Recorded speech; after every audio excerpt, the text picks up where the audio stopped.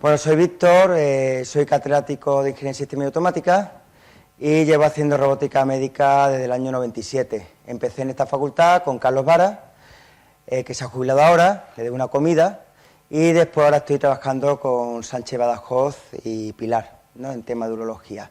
Y aquí está un poco la experiencia que he tenido en estos años, del año 97 hasta ahora, con la robótica, y bueno, y tengo pues experiencias contrapuestas, ¿no?, porque sí es una herramienta, pero no una herramienta, digamos, que entre a formar parte de la vida diaria de un quirófano. Es muy complicado.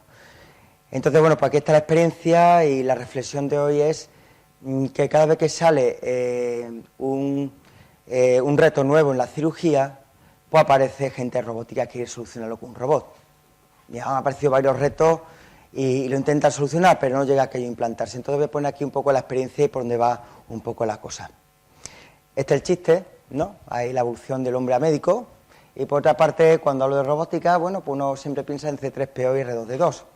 Pero realmente la robótica es menos romántica. La robótica realmente, bueno, pues son aparatos que ni reconocemos como humanos, ¿no? Había uno que decía, no sabemos lo que define un robot, pero cuando lo vemos lo reconocemos, ¿no? Entonces, un poco la definición de robot.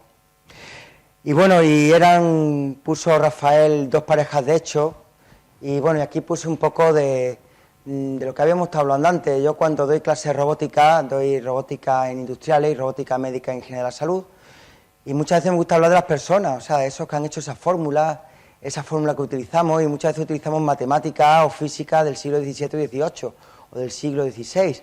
Entonces, pues me gusta un poco.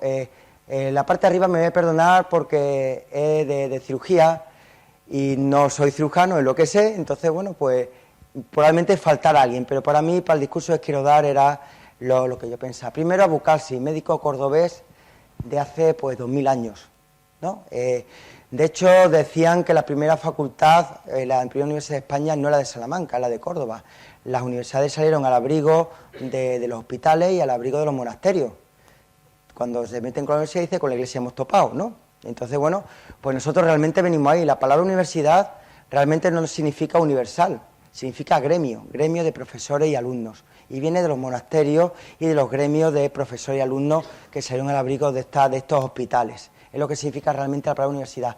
Pues Abu Kalsis fue médico y cirujano cordobés, y fue el primero que hizo un tratado de cómo, digamos, operar. Incluso pues diseñó diversas herramientas para, digamos, algunos tipos de intervenciones, pues tenerlo, hacerlo mucho más fácil. Fue el primero que hizo un tratado y se dedicó a operar. Bien, ya sabemos operar. Este hombre también operaba, decían que tenía una esponja que llamaban la esponja soporífera, que se la daba al enfermo, y resulta que medio lo dormía. Y medio dormido y todo eso, pues resulta que lo operaban. Tengo un hermano que es médico mochilero, es de estos de Médicos Sin Fronteras, hasta en el Congo, en Puerto Príncipe, en Sumatra, en todas estas cosas, y él ha operado cuando no anestesia, sino cuando adormece. Dice que es impresionante, porque la persona se mueve. O sea, cuando anestesia se queda totalmente lista, pero cuando está adormecido pues se mueve y cuesta mucho más trabajo. Bueno, pues ahí teníamos las primeras herramientas, los primeros procedimientos como se hacían para operar, pero realmente después dice, ¿y por dónde abordo al cuerpo humano para operar? Pues está ese hombre, Fred Jacques, que viene de la canción esa de Fred Jacques, Donnez-vous, ¿no? Pues este mismo. Este era esa parte que uno se ve si era dentista o era cirujano, pues de esa época, y resulta que este hombre pues se dedicó a extraer vesículas. La gente se moría de la vesícula, se llenaba de piedra, pues tenía isquemia la vesícula, se salían las piedras y a tomar por saco, ¿no? Pues se moría. Pues este hombre pues dice, vamos a quitar vesículas. Descubrió que se abría una raja por la barriga, se en las tripas, con lo cual aquello no iba muy bien. Y entonces pues se le ocurrió por el pubis, por el diafragma pélvico, pues hacer ahí la raja, metía la mano, llegaba hasta el hígado, tiraba la vesícula, y obviamente los pacientes morían desangrados. Entonces pues se dedicó a estudiar anatomía durante un par de años y perfeccionó la técnica, y el hombre por lo visto se hizo muy famoso, cogió una gran fortuna y era bastante eficaz, ¿no? Y no se morían. De hecho, operaba en público, delante de una audiencia, y cuando terminaba decía, yo he hecho lo que podía y ahora venga Dios y que lo cure. Y bueno, entonces, bueno, pues al final de su vida, pues donó toda su fortuna a los pobres, se hizo asceta, y por eso la canción esta de Freddy Jacques, ¿no? Entonces, bueno, pues ya con Freddy Jacques tenemos el abordaje, por donde entra el cuerpo humano para operar, la herramienta y el abordaje. Tenemos un problemilla, que el paciente cuando está despierto le esquiva una raja y se mueve. Pues este hombre, William Norton, que era dentista, resulta que estaba harto de quitar muelas del juicio y que necesitaba 2 enfermeros para coger al paciente que no se moviera y tirar de la muela.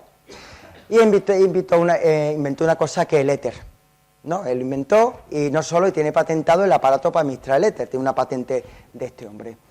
Bueno, pues este hombre, bueno, pues tuvo gran éxito pues de dentista, y en un hospital, no me acuerdo si se llama Massachusetts, escucharon hablar de él y emplearon por primera vez pues la anestesia para intervenciones, o sea, en este caso el éter. Y bueno, iba muy bien. Entonces, bueno, pues ahí tenemos ya la herramienta, el abordaje y ya adormecer al paciente, no las anestesias actuales que llevan estos curares, no sé qué y todo esto, pero bueno, ya el paciente no se movía. Y ya tenemos otra cosa, los pacientes seguían muriendo mucho. Entonces, pues este hombre, Joseph Lister, que decía que había algo que pasaba, de ahí viene del Listerine, ¿no? De Joseph Lister decía, ahí pasa algo que cuando vea por alguien, pasa la intervención, pasa bien, pero después se me muere. Y me di cuenta que si me lavo las manos, mueren menos. Todavía Pasteur no había llegado a lo de los microbios. Entonces dice, bueno, pues inventó un aparato que para esterilizar el instrumental quirúrgico, que es otra patente que tiene este hombre, lo tomaron por loco, pero después al final lo hicieron hasta LOR, y vieron que, bueno, después con los microbios que efectivamente había que esterilizar los instrumentos. Y bueno, ahí tenemos la herramienta, el abordaje, la anestesia y la esterilización, casi los componentes de la cirugía moderna, quitando toda la tecnología. Pero resulta que llegó este hombre que murió hace poco, que es Carlsen, alemán, y dice, ¿y si operamos haciendo unas rajitas muy pequeñitas con unos instrumentos muy largos, nos metemos dentro de la barriga del paciente, operamos y las rajas son lo más pequeñitas posible? ¿Cómo va la cosa? Pues descubrió que efectivamente que tenemos más peligro por las rajas que no hablen que por los que nos tocan por dentro. Entonces pues surgió la cirugía laparoscópica, esto estamos hablando del año 82. ¿Qué pasa en aquel pequeño? Era ginecólogo, empezó con ginecología, pero no había cámaras de vídeo, no había fibra óptica, la luz que se metía dentro de la barriga porque hay que iluminarla despedía calor, con lo cual eran todos problemas. Y realmente hasta finales de los 80 pues resulta que realmente no se implantó este tipo de cirugía. Y bueno, y ahí se quedó la cosa. Y empezó por abajo por lo que sé, no por lo que es mío. Primero Arquitas, griego contemporáneo de Platón. Platón, pues ya sabéis las ideas, y este hombre era un tío práctico, se llama Fatal. Y este hombre, pues entre otras cosas, pues inventó el tornillo, inventó la polea, inventó la mecánica moderna y inventó una palabra que se llama automatos, que automatos significa automatismo, lo hemos escuchado, y es cualquier engendro mecánico que parece que tiene movimientos espontáneos. De hecho, hacía juguete, entre otras cosas, para los niños, e inventó un pájaro que por propulsión a vapor, pues volaba. Y era un juego de todos los niños. Y bueno, matemático ingeniero y padre, digamos, en teoría de la automática, de lo que yo doy clases, ¿no? Entonces, pues realmente se dedicaba a hacer engendros que parecía que tuviesen movimientos espontáneos, ¿no? Pero vamos, eso no es la inteligencia, o sea, un insecto puede tener movimientos espontáneos y no sabemos si es inteligente. Ahí, digamos, hay un vacío enorme el Imperio Romano eran malos matemáticos, porque alguien ha intentado sumar, restar, multiplicar, dividir números romanos, no se puede. De hecho, era un problema. Tenemos los números arábigos porque para hacer comercio era lo único con el que podía hacer operaciones. Con los números romanos no se pueden hacer operaciones, que han muerto en las películas, cuando te mueren en la tumba, pero no puedes hacer operaciones, con lo cual era un problema. Entonces hay un vacío enorme con la alta Edad Media, la baja Edad Media, la que era el Imperio Romano, y realmente hasta el Renacimiento pues no tenemos nada. Entonces, bueno, con Leonardo, ¿qué hizo? Leonardo da Vinci, bueno, pues aparte de pintor, ingeniero y todo esto, pues fue protegido de Francisco I, este que cogió Carlos I de España y lo hizo en una batalla, lo cogió y lo hizo prisionero, después lo devolvimos y todo esto. Bueno, pues este hombre pues empezó a perfeccionar los automatismos que se movían solos. Hizo un león para Francisco I, que le tiraba la patita, se le abría el pecho y era el escudo de armas. También hizo pues numerosos aparatos bélicos, y hay un libro por ahí que se llama Los robots perdidos de Leonardo da Vinci, que ya está en español, y digamos se dedicó un poco para hacer aparatillos con movimiento espontáneo.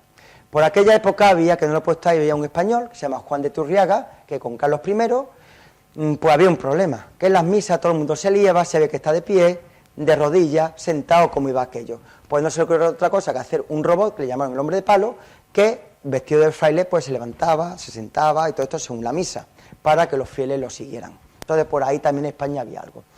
Con Leonardo, primero tenemos la prueba de automatos, con Leonardo tenemos el cuerpo, pero nos falta la inteligencia. O sea, bueno, por ahí hay mucha historia, ¿no? Los maestros relojeros suizos pues hicieron, gallos que aleteaban, patos que graznaban, muchísimas cosas había por ahí, muñecas que pintaban, ajedrecistas, pero realmente era todo el cuerpo. O sea, lo que estamos hablando es del cuerpo.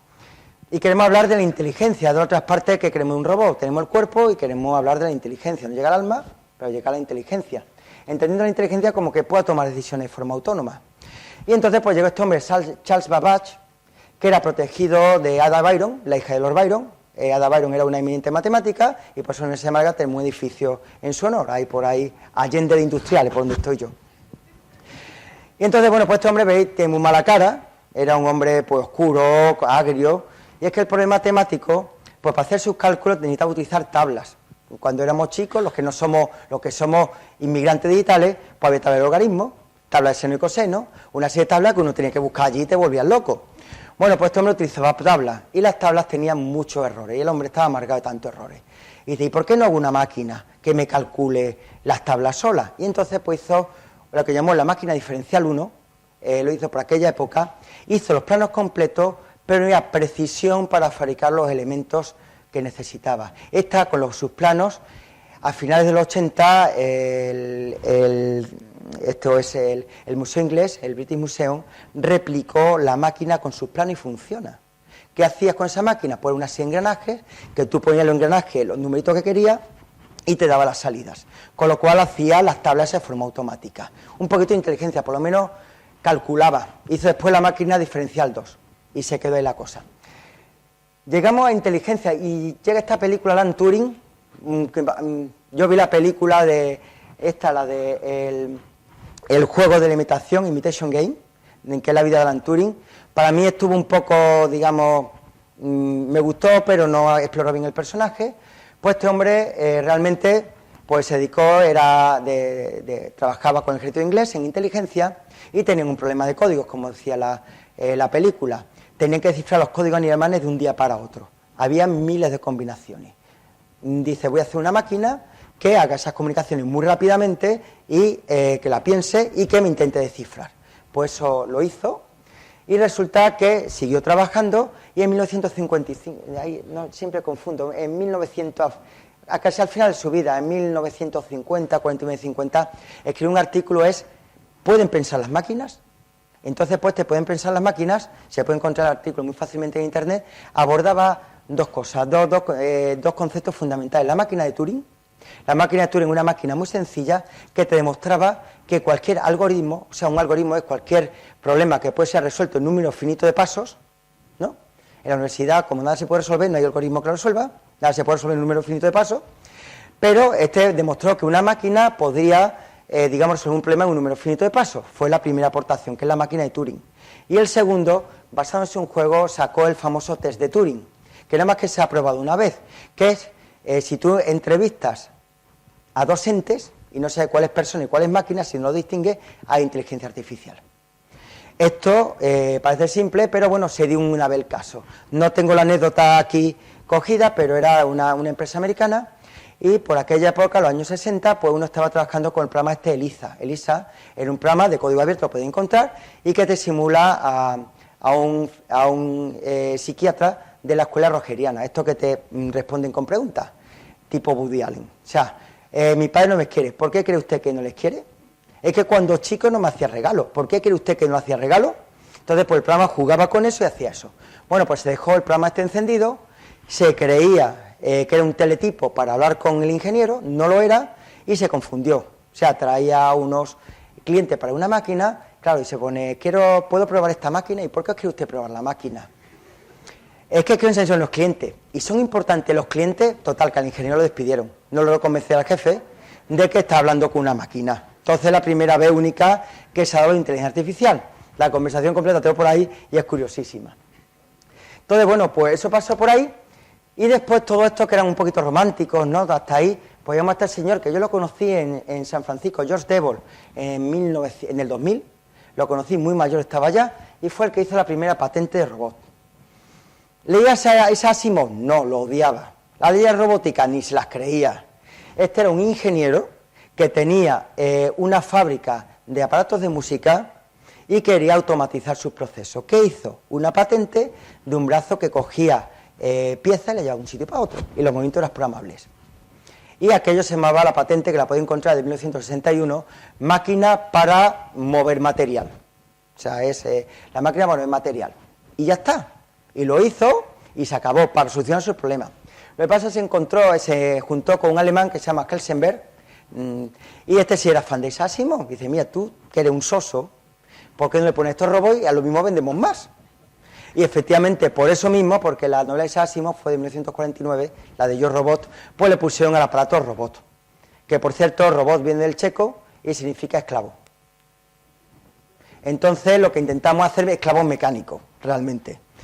Entonces, bueno, es una obra de teatro, se llama Roswell Universal Robot, de 1920, el autor Karel Capek, muy fácil de leer, un libro muy chiquitito, 3 actos, y lo que pasa es que tú lo lees y no son aparatos mecánicos, parecen más como clones. O sea, la sensación que te da como clones.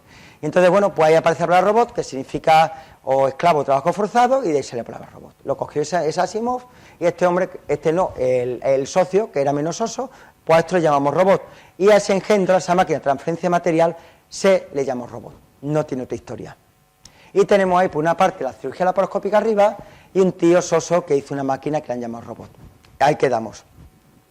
Curiosamente, los dos murieron en el mismo año, en agosto de 2011. Es curioso, a los dos los conocí vivos.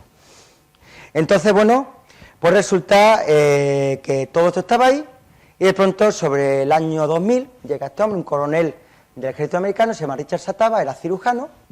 Ya sabéis, si veis las películas Black Hole Derribado y todo este tipo de cosas, eso nadie queda atrás, ¿no?, para los soldados americanos. Entonces se le ocurrió en un escenario de guerra, pues hacer algo unos robots que recogieran los heridos, le pusieran le hicieran las curas inmediatas para llevar a un hospital. Entonces lo recogían y lo llevaban al hospital. Y ahí salió, digamos, un concepto. Como anécdota, puedo decir que el superglue 3, eso que te pega los dedos, se inventó en la guerra de Corea para los soldados pegar la piel rápidamente y no tener que coser, que se tardaba mucho. De ahí viene el superglue 3, por eso se te quedan pegados los dedos. Entonces, bueno, pues resulta que se le ocurrió este concepto, una fricada. Esto, de hecho, no se ha implantado. Y hicieron los primeros experimentos. Esto lo presentó en un congreso en San Francisco en el año 2000, justo cuando conocí a este hombre, a Devol. Estaba ya muy mayor. Entonces, la idea era coger un blindado, meterle un brazo robótico, que se ve ahí a la izquierda, lo que está en rojo. Ese brazo robótico operaría, y un cirujano a distancia, pues resulta que por conexión satélite puede operar a distancia. Para esto, dice, ¿cuánta pasta? Pues sí, porque cogieron dos proyectos. Uno era un brazo robótico de la agencia DARPA, esta agencia que hace las cosas, digamos, los robots, los drones y todo esto para el ejército de Estados Unidos. Eso es el brazo robot. De ese brazo robot salió luego el Da Vinci, se llamaba Black Falcon, y esta parte era el sistema de realidad virtual que tenía la NASA para guiar vehículos en planetas. Lo juntamos y salió esto. Y de esto, de tener ese quirófano local, el cirujano remoto, pues resulta que un ingeniero, Richard Taylor, pues resulta que se inventó, como buen ingeniero, dice el CAD-CAM quirúrgico. Esto es muy ingeniería. CAD significa Computer Aided Design, y CAM es Computer Aided Manufacturing. ¿Qué tiene que ver esto con la cirugía? Pues básicamente que cuando se fabrica algo, primero se planifica, se fabrica y se testea que está bien. Dice, pues lo pasamos a las personas. Y esto en un artículo, pues plantea varias fases de una intervención. Primero está el preoperatorio, que cogen al paciente, le pasan un tag, ¿no?, o una imagen médica, y construyen un modelo anatómico virtual del paciente entero. O actualmente de la parte que te interesa, esto computacionalmente es costosísimo. Hace modelos virtual y coge el cirujano, pues en su casa se entrena con ese modelo. Por dónde rasgo, por dónde hago el abordaje, que me voy a encontrar dentro y planifico la intervención. La planifico tranquilamente, con lo cual lo que intento es tener el mínimo de sobresalto a la hora de quirófano. Bueno, en esa planificación resulta que se puede programar un robot. O sea, el robot dice al cirujano, yo voy a hacer esto, y el robot dice, pues yo voy a hacer esta otra cosa y te voy a ayudar. Entonces, en la fase de intervención, pues tenemos el modelo del paciente, tenemos el robot que ayuda al cirujano, y a medida que se va operando se va actualizando ese modelo, porque claro, el cuerpo va cortando, va pegando, pues va cambiando el cuerpo, se va actualizando. Y no solo termina ahí, sino que al final de la intervención pues hay un postoperatorio en el cual tú tienes un plan de mejora de ese paciente y se tiene que cumplir, con lo cual haces un seguimiento. Y con eso va actualizando el sistema de inteligencia artificial que lleva esto. Y esto es el CAD/CAM quirúrgico. Como ejemplo de estas fases, y todos estos son incluso temas, esto, bueno, pues una imagen virtual, aquí pues resulta, bueno, pues me interesa la aorta, pues pongo aquí esto, es lo que voy a operar y ya está, y el resto no lo simulo por computador, porque resulta que aquí, digamos, pues hago la intervención. En la fase de planificación, pues tiene dos cosas, para ortopedia o neurocirugía es fácil, porque el cerebro está sin moverse, los huesos son como mecánica, como hacer mecánica con ellos, están quietos, con lo cual la planificación puede ser cómo corto el hueso, cómo lo pongo, pero en el caso, por ejemplo, de la laparoscopia, lo único que puedo hacer es entrenarme, ¿no? Ver por dónde va y me entreno. No puedo planificar hasta el momento la intervención, eso estamos investigando. Una vez que estás entrenado o estás planificado, pasa a la fase de operación. Ahí se ve Carlos Vara en esta imagen de ahí, en la última prueba que hicimos en 2009, con el robot que desarrollamos, que ya estaba, digamos, para comercial. Y bueno, pues a la izquierda, a la derecha, pues se ve, me parece que el Robodoc para una intervención en la rodilla, para troquelar el hueso y meter las prótesis, y arriba se ve el Da Vinci, que ahora lo veremos. Y después, al final, pues el seguimiento. Y esto, el preoperatorio, la planificación, el robot durante la intervención, el seguimiento, pues son todos temas de intervención que están ahora abiertos, perdón, de investigación que están abiertos y no están cerrados. ¿Qué robot he visto yo que haga esto? Pues muy poco. Está el Spine Assist. Este es para poner clavos en la espalda y poner prótesis. Y aquí se ve cómo están todas las fases. Un robot muy específico para resolver un problema en específico. Aquí tenemos la columna, entonces pues el problema está que como ponga mal el tornillo, toco la médula y la he cagado. Entonces pues la idea es que el robot te ayude a que ponga bien el tornillo y fijar la prótesis. Tiene una parte, ahora bueno, aquí es un resumen de cómo va la intervención, una intervención real, tiene una parte preoperatoria, que lo que hace con imagen médica, pues sacan lo que es la radiografía, dos radiografías del enfermo, ahora se verá. Aquí está el sistema, el robot realmente es eso chiquitito con ese brazo, que lo único que te controla es la inclinación del brazo para ver cómo tienes que meter el tornillo, es lo único que hace. Y se sitúa en la parte de la espalda donde hace falta. La parte de planificación. Bueno, parte de planificación, pues resulta que se han tomado las imágenes médicas del paciente y el hombre, bueno, pues tiene los diversos tornillos que tiene y directamente ante la intervención, pues coge y sitúa, digamos, tuviese cometido el CD con el modelo del paciente que han tomado ahí. Bueno, pues ahora se ve cómo por técnicas CAD va cogiendo distintos tipos de tornillos y va decidiendo dónde van, ¿no? Entonces, al decidir cómo va y cómo lo pone sin tocar la médula, lo decide el humano. El robot lo que va a hacer es reproducir exactamente eso para darle más precisión. Exactamente eso. Ahí se ve cómo lo va colocando y esto va a ayudar al pequeño robotito con el bracito que diga dónde me desplazo y qué inclinación el brazo tiene. Y después ya el cirujano atornilla, pero ya sin peligro. Y es este. Aquí, bueno, a mí me da mucha grima todavía porque tienen que fijar, digamos, una especie de referencia, que es un rail, a la espalda del enfermo para hacer un encaje, un matching que se llama entre la imagen médica y el enfermo real, que es otro problema, se llama registro. Entonces tengo que decir, lo que estoy viendo es igual donde está el enfermo y no tiene más remedio que hacer eso. Bueno, aquí lo fija, una vez que lo fija, pues resulta que ahora llega el robot, bueno, ponen para actualizar el modelo, ponen los rayos X hay de quirófano y ahora van a poner lo que es, se ve el robot que es chiquitito, lo ponen encima y con el robot encima pues ya se va moviendo, va empleando el brazo y van atornillando. Ahora se verá en lo siguiente. Esto es decir que es una patente israelí. Esto está funcionando en Tel Aviv, en la Universidad de Tel Aviv. Están bastante avanzados allí en robótica quirúrgica, debe ser por las necesidades. Entonces, bueno, pues aquí se ve, y bueno, ya se verá cómo va el robot. Ahí se ve el robot, cómo le ponen la funda estéril, y va encima del rail, y ya el robot lo que hace es moverse e inclinar el brazo. Y digamos que este sí sigue el concepto del CAD/CAM quirúrgico. Planifico ante el preoperatorio, programo el robot y opero, ¿vale? Entonces pues vais a ver cómo se mueve el brazo y se va poniendo justo como tiene que meter el tornillo. Bueno, de ahí tenemos un robot, tal vez el más famoso ahora sería el robot Da Vinci, que es el que está, digamos, por todas partes. Y bueno, y de él yo he visto operaciones de próstata, la sección total de la próstata, una operación bastante sangrienta, y bueno, pues abren pocos boquetes, y la visión 3D impresiona.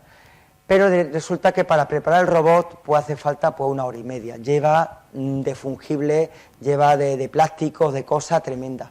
En la última versión lleva 5 brazos y el problema que tienes que poner los 5 instrumentos, aunque solamente utilice 2, porque en el momento que empieza a operar no puedes cambiar instrumento. Te pones ahí. Entonces, bueno, el cirujano de la consola remota, fijaros cómo se parece al concepto que he dicho de esa tabla. Ahí están los brazos, no es que manejes toda la vez. El cirujano tiene unos pedales y va eligiendo qué brazo va manejando. Tiene 2 con la mano y un tercero con el pie. Y así maneja la cámara y los 2 instrumentos. Esta es la versión HD. Entonces, bueno, pues ahí tiene, digamos, para poner los ojos, ve la visión tridimensional, y con eso lo que hace imitarte los movimientos del dedo. Por eso la empresa se llama Intuitive Surgical. Lo que hace es que tu movimiento sea intuitivo para coser. Tú haces así y el robot reproduce exactamente dentro lo que hay. ¿Cuál es la ventaja de esto? La patente del instrumental quirúrgico. Fijaros, como no es habitual, sino que imita los muñecos, el movimiento de una muñeca humana dentro de la barriga del paciente. Es como si metieras tu mano. Esto, por lo visto, está bastante bien. Y la visión 3D yo la he probado y, bueno, se ve como la del cine. Hay muchos que dicen, no hace falta visión 3D porque he operado tanto que ya me acostumbro. De hecho, hemos hecho pruebas, ahora lo contaré, con un robot en el Hospital Reina Sofía, y hemos tenido pues 2 tipos, los cirujanos que nunca habían hecho la laparoscopia pues van mejor con 3D, y los que siempre han hecho la laparoscopia van fatal con 3D. Entonces, bueno, tenemos ahí unos experimentos. Aquí se ve la muñeca, lo ve, imita el movimiento de la muñeca humana, es chiquitísimo, y con eso lo que hace es, lo ves, reproducir cómo tú mueves los dedos. Entonces, para ti es muy intuitivo. Entonces sería esto el Da Vinci. Nosotros, aquí en la Universidad de Málaga, pues empezamos pues en el 97, como he dicho, pero en 2002, con el equipo de Carlos Vara, la primera cátedra de cirugía, pues llegamos en 2002 a las primeras pruebas con animales. Es un robot diseñado exclusivamente para mover la cámara laparoscópica, simular, digamos, el brazo del asistente, y se manejaba por la voz, de izquierda a derecha, arriba, abajo, dentro y fuera, y manejaba la cámara laparoscópica. En 2004 llegamos a las primeras clínicas con personas, con enfermos. En 2006 vendimos la patente a una empresa, y en 2009 se operó aquí al lado, en el hospital clínico, operamos con el primer prototipo comercial con marcado CE a los primeros enfermos. ¿Qué pasó? En 2009, justo la crisis, no estaban seguros de que iban a vender esto y el proyecto se cayó. Y aquí, bueno, pues una de las películas, esto está en el hospital marítimo, donde se operaba de vesícula, donde Carlos operaba de vesícula. Bueno, aquí se me meto muy jovencito, yo no estoy porque me desmayo mucho, y aquí, no, descubrí que lo peor es el olor, no lo que ves. Entonces, aquí se ve el robot, como el concepto era distinto al Da Vinci, era un robot que tú cogías, lo arrimabas a la mesa de intervenciones, ahí se ve Rafa Toscano en primera fila, ¿no? Entonces, arrima el robot, lo agarras al endoscopio y ya el robot empieza a mover. Y entonces, pues estoy haciendo izquierda a derecha, dentro y fuera. ¿Qué pasaba? Que como al robot no le tiembla el pulso, pues resulta que cuando tienes que hacer una sutura muy fina, con el libro, los hilos todos de 7-0, doble 0 y todo esto, pues no se mueve la imagen y era muy fácil. ¿Qué descubrimos? Que para intervenciones muy fáciles como la vesícula, pues resulta que ganamos 10 minutos con el robot, pero para intervenciones muy complejas como la funduplicatura de Nielsen, para la hernia de hiato, pues iba muy bien. O sea, cuando se complica la cosa iba muy bien. Y una de las conclusiones que hay algunos artículos, que los robots sirven cuando la cosa es muy compleja. Lo que pasa es que el instrumental del robot para intervenciones complejas no está disponible, solamente para las simples. Y es la paradoja que hay ahora con la robótica. Esta es mi parte favorita, cuando metes eso ahí. Bueno, entonces, bueno, pues ahí está operando y bueno, el robot decía izquierda, derecha, arriba y abajo, y operaba. De los estudios clínicos lo que sacamos, que como tenía más precisión, no manchábamos la óptica. Entonces, pues el tiempo que pierden sacarla, limpiarla y volver a meter, te lo ahorraba, con lo cual ahorrabas 10 minutos por intervención. Si antes de una mañana, pues eran pues 30 minutos. O sea que, bueno, que para un hospital, digo, meto a un enfermo más. Entonces, esto sería esto. ¿Qué estamos trabajando ahora? Porque vemos todo como atascado, el Da Vinci enorme, la laparoscopia no va. Este es un amigo mío, José Miguel Sabater, probando ahí el robot que estamos desarrollando para Córdoba, que es el que está ahí a mano derecha y arriba. Ella es Carmen, una de mis investigadoras. Es un robot de 3 brazos, pero en vez de ser como el Da Vinci todo compacto, es modular. Entonces resulta que tal tipo de intervención, pues hace falta un brazo, otro tipo, otro brazo, tres brazos. Y entonces, bueno, pues se puede manejar tanto por voz como teleoperado con estos aparatos de ahí. Estos aparatos de ahí son tan complejos porque sientes el tacto. Un problema de la laparoscopia es que no sientes lo que tocas. Con lo cual, con esto puedes distinguir qué tipo de tejido está tocando y si es duro o si es blando y todo esto, que es mucha información. Entonces, por eso son tan complejos y lo notas. Es impresionante. Cuando tocas, bueno, nosotros ponemos un cartón rugoso, un cartón tal, y notas cuando pasa el instrumental por ahí. Entonces, bueno, pues está en marcha. Estamos ahora, vamos a entrar a final de año en la parte de experimentación con animales. Hemos terminado el proyecto después de 3 años y la idea es tirarlo otros 3 años más hasta llegarlo a la parte clínica. Lo que pasa es que un robot es extremadamente complejo, muy complejo desde el punto de vista de la ingeniería. Y bueno, otra solución, pues esta gente que son de Berkeley, bueno, de Washington, lo de Berkeley lo tengo más tarde. Pues resulta que dicen, vamos a hacer un sistema robótico portátil, teleoperado, y este es el Raven. El Raven no se le ocurre otra cosa que dice, pues para escenarios de catástrofe, es decir, hay un escenario de catástrofe, un terremoto o algo y hay que llevar un robot para operar. Y me parece que el vídeo este. Bueno, pues lo que montan es precisamente esto, en mitad del campo, montan el robot y ahora el problema que tiene es conectar el robot en un escenario de catástrofe con el cirujano. Bueno, no está muy lejos, pero está por ahí. Ahí ves, ya te hacen la panorámica y ahí está el cirujano, en esa, ahí con el tinto de verano. Entonces, pues el hombre maneja y ahora dice, en un escenario de catástrofe, ¿cómo comunicamos el robot con el cirujano? Pues dice, le dijo uno a otro, oye, que tú haces aeromodelismo, y se me pues vale. Y entonces la comunicación va vía drones. Entonces aquí el reto de la ingeniería es precisamente cómo hago la comunicación eficiente entre el robot y el cirujano vía dron. O sea, sin satélite, sin nada, pues si alquila un satélite con mucho ancho de banda no tiene mérito. Con esto está pensado para escenarios de desastres y digamos una investigación que va por ahí. Pero si habéis visto Prometheus y dice, a alguien se le ha ido la bola, pues espera a ver el Traumapod. Esto es la versión de Prometheus de verdad. Esto que es un quirófano totalmente automatizado, sin cirujano. El cirujano está fuera, el instrumentista se le han quitado del medio y han metido otro robot, no hay nadie. Entonces aquí está la simulación. Aquí está un Da Vinci que está ahí operando, lo está alguien teleoperando, y el otro robot es, hay 2 robots, un Mitsubishi PA10 que tenemos en el laboratorio que se dedica a instrumentistas y otro para darle el fungible, lo que necesita. Entonces, bueno, ahí está el dispensador, lo coge el PA10, el que lo está cogiendo, y se lo da al Da Vinci. Y entonces, bueno, pues en teoría el instrumentista sabe lo que está haciendo el cirujano teleoperado, reacciona y le da lo que le necesita. Y bueno, pues esto es el Traumapod, que la versión esta de Prometeo, si la habéis visto, cuando opera a la chica esta, ¿no? Pues la operan, se ponen las grapas ella sola, pues esto la versión de verdad, no la que está por ahí. Bueno, y con todo esto que pasó, que había un reto, que era cirugía laparoscopia, a algunos ingenieros se fueron la bola y inventaron varias cosas. Y ahora mismo, bueno, pues estaba todo un poquito atascado, está el Da Vinci que coge todo y está todo atascado. Y bueno, y resulta que dice, ¿qué viene ahora? Pues uno dice, me he inventado una cosa que se llama SILS, que es Single Incision Laparoscopic Surgery, que como dice un amigo mío, Rafa Toscano, dice, y ahora operamos con la espalda, en la mano hasta la espalda. ¿Qué es esto? Dice, vamos a operar todo por un solo boquete, ¿no? Entonces, pues la idea es tener un trocar y multiporte y meter todo ahí. ¿Qué pasa? Complicadísimo, las herramientas se entrecruzan, chocan, no ves, tremendo. Entonces, bueno, pasa esto y ya empiezan los ingenieros. ¿Qué hacemos? Los de instrumentistas, no me acuerdo si esto era Storz, no me acuerdo qué casa era. Esto es lo que sí me acuerdo, se llama el Spider. Fijaros cómo es, esto me recuerda a Alfred Jacques, cómo se quitaba la vesícula. tiene ahí los dos instrumentos, pero los dos instrumentos están cruzados, o sea, tú mueves de la derecha y se mueve de la izquierda, tú mueves de la izquierda y se mueve de la derecha, o sea, es como si operara así, o sea, básicamente. Y después, lo que hace con los dos instrumentos es poner la vesícula, y cuando la tienes expuesta, pues resulta que sale el brazo del medio, ¡puaf!, la coge y se la lleva. Entonces un poco Fede Jaque, pero en lo moderno. Y bueno, y esto es lo que se utiliza, lo malo que es fungible y vale una pasta, y es lo que se emplea, muy caro para la intervención. Pero bueno, esto eran los ingenieros mecánicos, pero nos tienen que dar nosotros a los de automática. A la automática ya se va la bola y dices, ¿puedo meter mini robots dentro? Vamos a llenar la barriga de mini robots. Eso, bueno, pues, si conozco a un ingeniero sabe lo que va a decir. ¿Cómo lo hace? Pues pone imanes fuera de la barriga y pega los robots por dentro.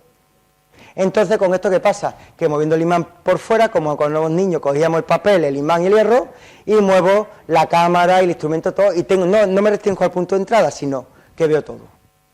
Entonces, bueno, pues esto es un campo de intervención, y lo que se está haciendo son robots minicámara, el de arriba es un robot, de la izquierda es un robot tipo coche, con 2 ruedas, y entonces si tú mueves la rueda a diferente velocidad, resulta que orienta la cámara. Tiene esa forma porque escala por encima de las tripas, como veis abajo.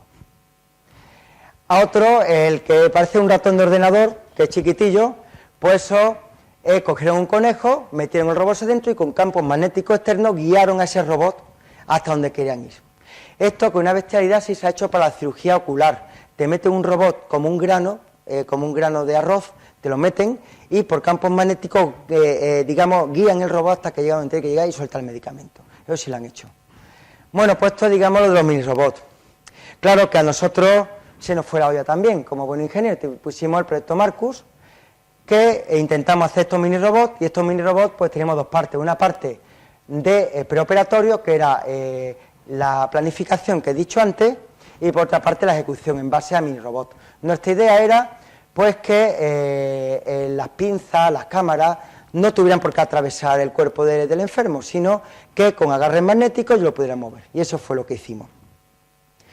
Aquí tenemos pues las mini cámaras que están ahí arriba, el simulador que simulábamos pues tejidos con dinámica y todo esto, y abajo el pedazo de montaje, eso veis como no va quirófano, ¿no? Pues se veis los 2 robots, son 2 Barrett que costaron una pasta, no me gustan mucho, pero bueno, una pasta, y los tenemos ahí para eso. Y abajo lo que es el Pelvic Trainer con los mini robots.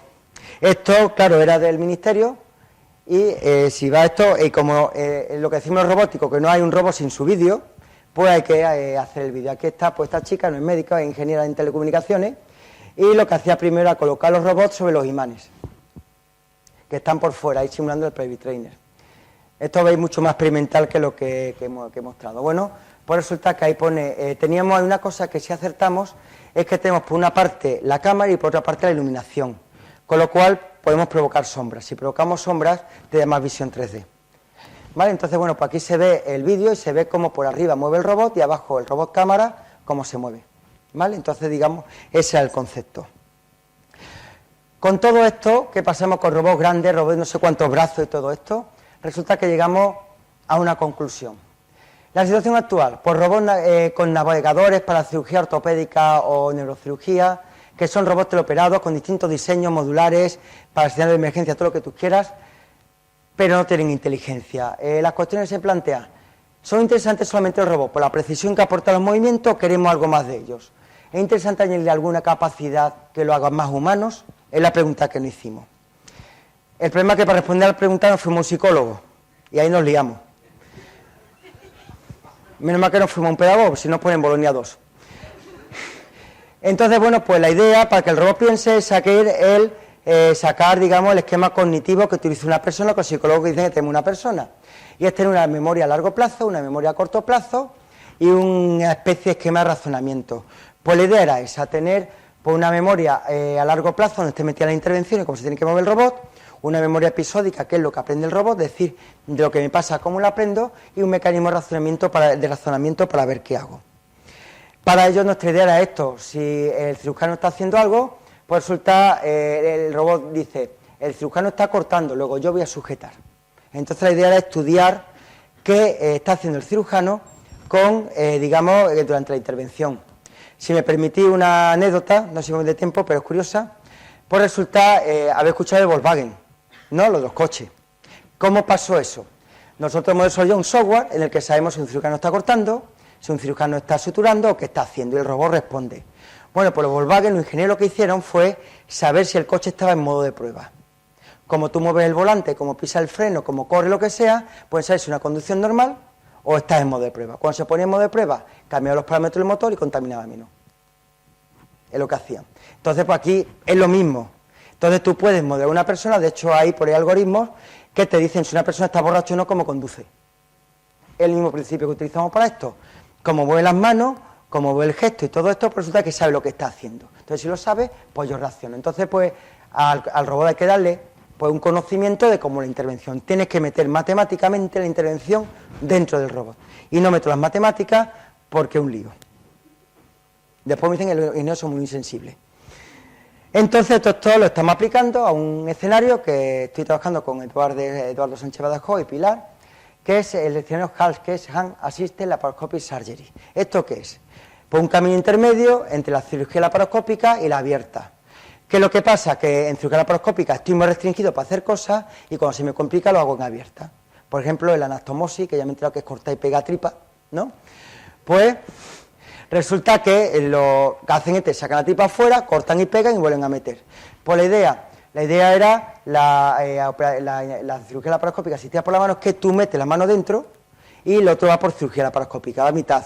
¿Qué pasa? Tienes más destreza y no tienes que abrir pues mucha rasca más al paciente. Una rasca de 4 centímetros para meter la mano y la otra pues para mover el instrumental. Claro, ahí llegan los ingenieros y dicen, ya que hemos metido una mano con un guante, ¿por qué no llenamos el guante de sensores? Temperatura, presión, un ecógrafo, lo que se te ocurra.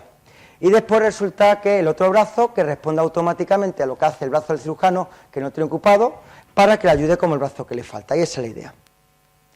Pues la idea de esa, bueno, pues resulta que una intervención quirúrgica la puedes convertir en este diagrama de estados. Cada circuito es un estado y de uno a otro viene una transición. Lo que está en rojo es lo que hace el robot y lo que hace en azul el cirujano. ¿Qué hace? Tú reconoces el gesto que ha hecho el cirujano y el robot ejecuta su movimiento. El cirujano hace un gesto, tú ejecutas el movimiento, con lo cual hace una maniobra colaborativa. ¿Para qué lo hemos hecho? Pues por una sutura laparoscópica. Había un tipo de sutura que se llama de Rosen, que por esto lleva anudado, que es muy complicada, y la idea es que el robot, con la mano que tiene que hacer movimientos menos precisos, como es lo sujetar el hilo y este tipo de cosas, asistencia, pues el robot lo hace. La chica tiene metido, esta es Belén, trabajaba conmigo, pues resulta que tiene la mano metida dentro simulando eso, está con una mano manejando el instrumento laparoscópico y el robot le está ayudando con el otro brazo automáticamente. ¿Por qué eso es lo que hace? Fijaos, el instrumento laparoscópico tiene ahí unos circulitos, bueno, pues con eso puedo estimar en 3 dimensiones dónde está eso. Es lo mismo que utilizamos en el Señor de los Anillos para hacer lo del Gollum, esto, ¿no? Que es un tío con muchas pelotitas, pero ahí está con el instrumento laparoscópico. Entonces, bueno, pues tenemos eso.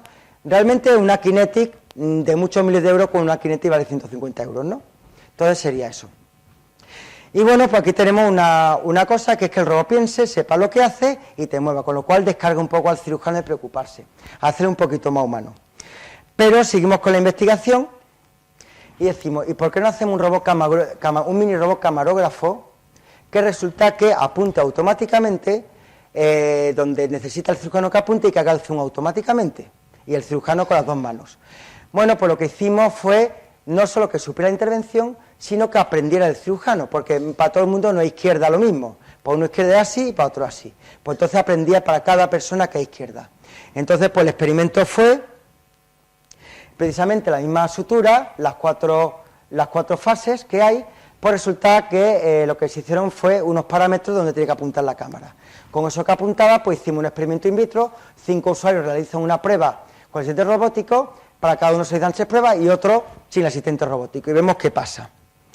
Aquí, digamos, está lo que se hizo, ahí está el robot, y se ve ahí lo que ve la cámara. Entonces la cámara, claro, para uno una cosa en este caso izquierda y arriba. Entonces a ti te interesa que esté para cada uno la cámara enfocada donde te interesa, como esté acostumbrado a operar.